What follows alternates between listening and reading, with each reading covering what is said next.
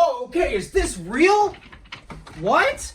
You can't, you gotta be serious. They actually did something. What? Okay, so, unfortunately there will be no live reaction to me actually reacting to the event like I've done the last couple events, and the reason for that is because there's currently family issues going on that, unfortunately, I just don't have the mental capacity to take the time out of my day to react to that whole entire stream. So, no reaction on that, unfortunately. I hope I can make up with that with this video here, in terms of just recapping everything, and honestly, they've announced so much stuff. I've probably forgotten so many different things from this event, but let's see. I've made a list of some things, and maybe I'll recall some as we go. So yeah, let's do that.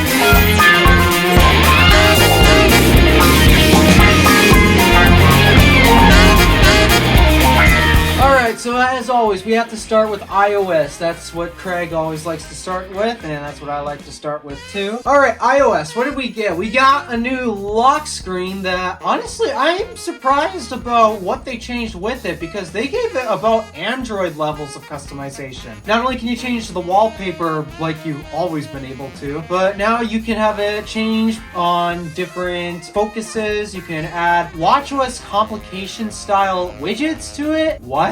Notifications now appear from the bottom from a swipe up. Yeah, you know what? That's pretty nice considering that I like to see my wallpaper, even though I don't necessarily have the world's greatest wallpaper. But yeah, nice customization changes. I don't necessarily have to change anything, but I like having the option. Anywho, what else do we get? We also have new iMessage things, like for example, you can now edit and delete messages. Okay, you could delete them before, but you could really only delete them on your end. You couldn't really delete them on the other person's end as well. But now, yeah, iMessage has a feature that Twitter still doesn't have. You know, like editing tweets. Why can't we edit tweets yet? Because, oh man, is it so annoying when you realize you send typos to somebody? Let me tell you, when typing with an Apple Watch, it's a real pain. Oh, I would wish that I'd be able to edit those messages because, man, I am constantly making typos on my watch. But speaking of typing, what if you don't have to type? Instead, you could voice type using dictation. Yep, we got improved dictation. There's a new experience that they've redesigned. Shared with you has been extended to third parties.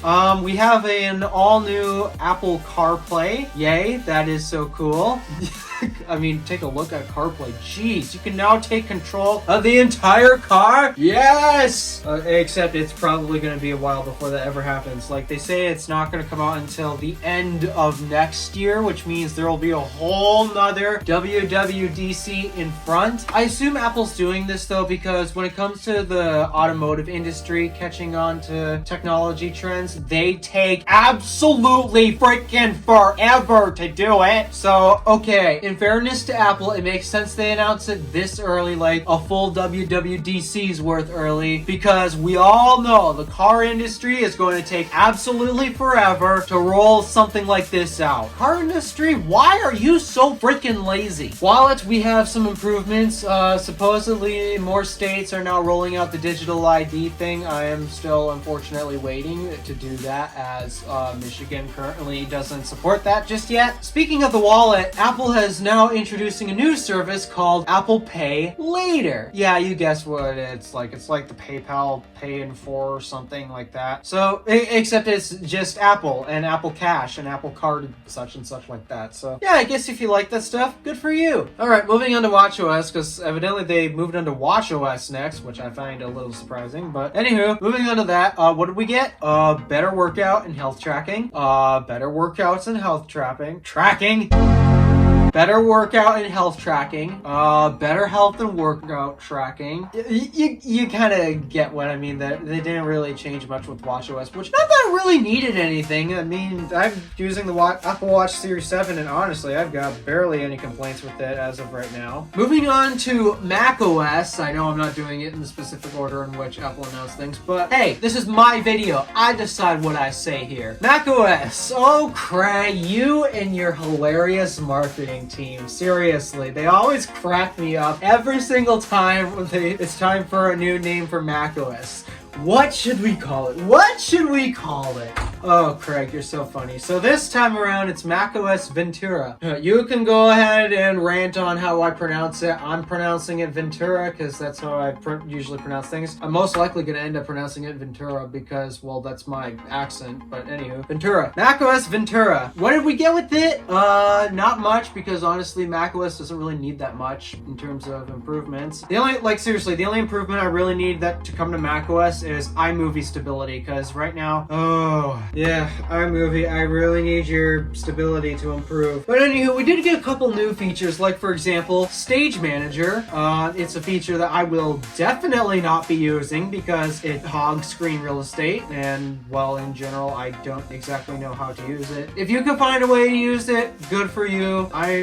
It's probably going to be another one of those features I just leave off because I just don't know how to integrate that into my workflow. Like, it took me about 6 months before I was able to figure out how to integrate Apple's focus feature into my life. 6 months to integrate that. However, me looking at this, there's no way I'm integrating Stage Manager into my life. It's not useful for me at all. You can now collaborate with people on Safari. Yep, you can now collaborate with people in a Safari session. That's really a bit odd if I'm being honest, but okay, I guess you could do that now. And then here comes the biggest feature that I am just completely blown away by. It's called Continuity Camera. So we may have, Apple may have been stepping up their game with webcams on their latest Macs, especially because now, thanks to the M1 and such, we can get actually decent image processing out of our cameras. However, 1080p still doesn't equate to 4K like on our iPhones. So Apple has decided to roll out a feature that combines us using our Macs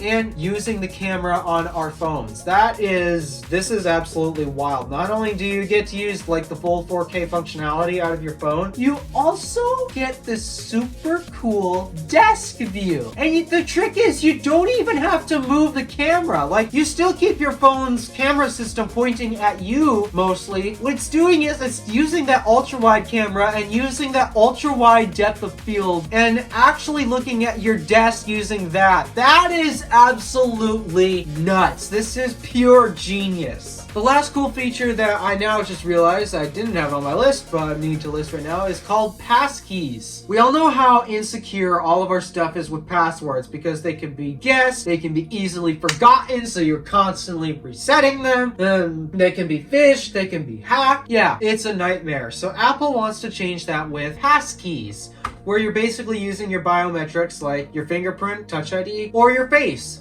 ID. And they're trying to roll this out to third parties. They're trying to make this like a new standard so that way, hey, our stuff is more secure, which is a good thing. Passkeys, me like a lot. 2 more topics we gotta move on. iPadOS, and to my surprise, you know what? Apple actually decided to put a little bit of effort into iPadOS this time around. Seriously, iPadOS 14 was basically a laughing stock. 15 was also a laughing stock because the iPad Pro basically still had nothing to take advantage of it. I mean, it can be argued that it's still a little hard to take advantage of the M1 and the iPad Pro, and crazily enough, now the iPad Air. While it may still be a little hard to take advantage of it, at least iPadOS 16 this time around has made some actually decent improvements for once, to the point where I'm still not happy, but I'm not completely mad or disappointed like some people are. So what did we get? Finally, a weather app! Why did it take us this long to get a weather app? It took us how long? We should have gotten a weather app from the get-go. And it's now 2022. Finally, we get a weather app. It's now you decide? Yeah, there's many different ways we can make a weather app, Apple. Yeah, there's a lot of different ways. There's a lot of screen real estate. Figure it out. It's now 12 years later that you finally do it. I mean, yeah, it's a good thing, but you know, I kind of have to make a big deal about how long it took us to get here. Oh, and one more thing. Okay, we finally get the weather app. Where's the calculator? So still no calculator. Yep. that's another thing we still have to complain about the iPad. Every device has one except tvOS, and well, unfortunately iPadOS, and iPadOS seriously deserves one. iPadOS also got the Mac-like feature, Stage Manager, so okay, they're finally deciding, no, we can't just keep borrowing things from iOS. They're finally borrowing some things from macOS as well. So they started off with Stage Manager. They made some more improvements to the Files app, even though I don't understand why it sounds like it's still not perfect, because, I mean, come on, Apple made Finder. They made their own file managing system on the Mac already. Why can't we have it on the iPad? Like, seriously, why is making a file management system this complicated? It shouldn't be. Those are primarily the biggest things I can think of with iPadOS right now.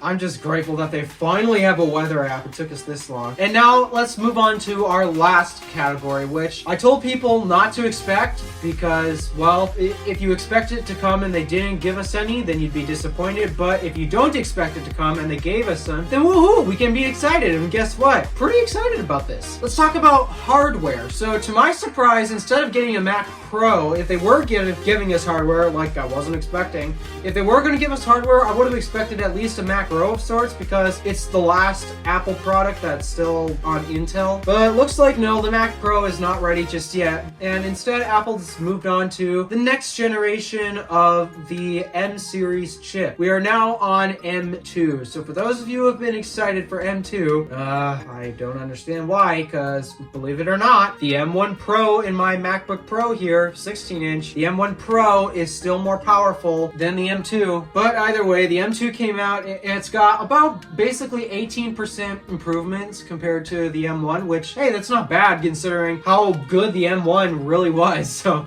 yeah, M2, we finally got some single core performance increase because we've had so many different M chips come out for the past year and a half, and all it's really been is multi-core improvements, and that's because it's literally the same core, just engineered slightly differently. But okay, M2 is out, and to my surprise, the biggest changes that you should probably care about are the new GPU, which is now a 10-core design, and it's got a new media engine to help process video, and to my surprise, it's basically got the same media engine as the M1 Pro, which I'm a little confused if I'm being honest, but okay, well, it at least helps video performance, so you would think it would allow you to connect more than one display to it. Nope, we can still only hook up 2 displays at the same time. I am so furious about that part because this is a huge limitation the M1 has. And if you want to hook up more than 2 displays to your Mac, nope, still not possible. You still have to go for the Pro series, aka you still gotta spend $2,000. This drives me nuts because the M1 Pro that's double binned has an 8-core CPU and an 8-core GPU, and yet the M2 has an 8-core CPU but a 10-core GPU, and we still can't handle more than 2 displays at a time. Why is that? What an oversight. That is such a bad oversight. So, okay, I guess in that don't wait for M2 video, I guess I can reaffirm don't wait for it for the display problem to be fixed. So, I guess I hope you're still happy with 2 displays at once. But anywho, that's the M2 chip. That's not necessarily that exciting. Let's talk about what's more exciting. For example, the MacBook Air. It finally got a redesign, albeit I am disappointed in one field. The color options. Yeah, to my surprise, the color options, in my opinion, took a bit of a downgrade this year. Even though, yeah, we did get one more new color than last generation. Unfortunately, I have to say, I think the gold definitely took a step backward, which is really sad. Apple is absolutely obsessing over this new midnight and starlight color scheming. Okay, they've been obsessing over it. And while sure, yeah, the colors are fine, why'd you have to ruin the gold? Seriously, we already got a basic silver and space gray, which are boring enough colors as is, and now you had to give us even more paler, barely special shades? Why? Just why? Well, I'll never know the answer to that, but they changed the color options up for that. But basically, it looks like the brand new 14 and 16-inch MacBook Pros, except